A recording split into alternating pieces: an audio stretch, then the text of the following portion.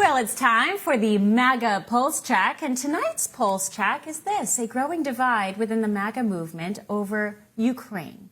Now, the catalyst for all of this is President Trump's recent decision to resume weapons shipments to Kiev and impose retaliatory tariffs on India for its continued Russian oil trade.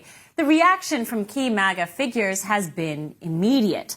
Congresswoman Marjorie Taylor Greene publicly rebuked the move, warning that American resources are again being diverted to foreign entanglements, an allegation she has maintained for months against President Zelensky of Ukraine. Here she was as far back as May. The money's been stolen. This is pure money laundering. Our weapons have been stolen and sold to our enemies. The American people are not responsible for what happened in Ukraine. The American people did not bomb Ukraine. The American people did not murder Ukrainians. The American people should not be on the hook for their security, prosperity, and reconstruction. She's making some sound points, but she goes on. She's recently also criticized Trump's refusal to cancel the H-1B visa program, calling it a betrayal of America First priorities. Now, conservative radio host Michael Savage, once a stalwart Trump ally, has issued a pointed critique as well, accusing the former president of drifting from the movement and outlining 7 ways Trump has alienated his base. Unlikely bedfellows, however, defend President Trump's strategy of escalating pressure on Russia while avoiding direct escalation. A CNN report praised his use of nuclear submarine deployments to signal strength without overcommitting U.S. forces. And among President Trump's purported allies, Lindsey Graham, speaking directly to Zelensky earlier this year, cheered on President Trump's strategy of staking U.S. business interests in Ukraine in the form of rare earth minerals deal to justify continued weapons shipments to Ukraine, which Lindsey Graham praised Zelensky for putting to good use. I want to tell you and your people, you're the ally I've been hoping for all my life. Not one American has died defending Ukraine. You've taken our weapons and you've kicked their ass. And I'm very proud to have you as our ally. So let's arm this guy. Let's do the minerals agreement so we'll have our American business interests. Putin doesn't understand what's going on. If we sign this minerals agreement, Putin is screwed because Trump will defend the deal. Ooh, not a good move if Lindsey Graham is defending this position. Now, here's someone slightly better. You've got Mark Levin talking about those who cried World War III just a month ago and just how wrong they all were. Listen. What happened to World War III? There is no World War III. They all sound like a bunch of Marxist Islamists. They don't sound like patriotic Americans. Let me be clear.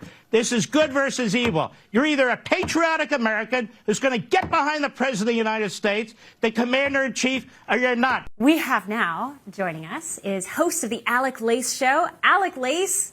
Alec, thank you so much for joining us. This is such a sticky wicket issue, and I know you've been noticing it too. It is a divergence inside the movement. How do you think it's going to resolve itself? Well, I think it plays right into the Democrats' hands. They love to see this infighting within the MAGA crowd, so they're going to take the talking points that they like, and they're going to, they're going to really emphasize those when they can. But these are complicated issues. I think that you're dealing with 2 of the most corrupt people on the planet when you have Zelensky and Putin and trying to figure out how to deal with all this stuff. I think there needs to be an audit of all the money we've sent to Ukraine to see where it actually went.